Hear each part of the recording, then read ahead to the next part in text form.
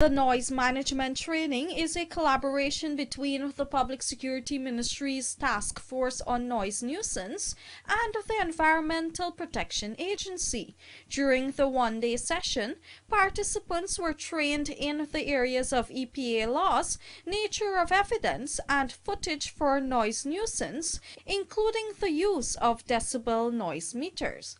Speaking at the opening ceremony this morning at the Police Training Center, representative of the police force on the task force, Senior Superintendent Errol Watts, underscored the importance of such training.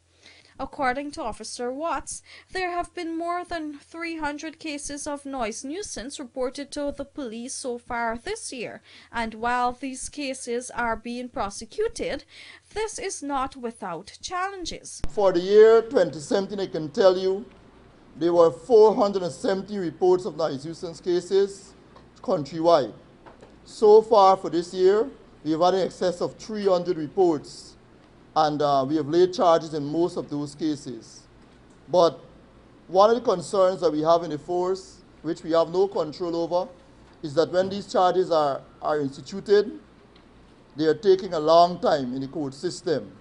But we will try to encourage the victims to bear with the police force. We have no control over these issues, but those are the issues that will frustrate the members of the public, especially the victims. Meanwhile, Public Security Minister Kemraj Ramjatan, in his address to the participants, emphasized the need for collaboration among the stakeholder agencies within the task force in curbing the societal scourge of noise nuisance. Many complaints of noise nuisance come from small shops, from people complaining about small shops and bars not licensed to operate. They play some of the loudest music, and they don't have any license, and they continue to play. And though there might be reports to police stations, we find that some of them still continue. So it is a valuable partner that when you now give the information to the GRA, if the GRA could then use its enforcement together with the police force, so that at the appropriate time when the next year comes, or even immediately, those licenses can be revoked because of their noise levels.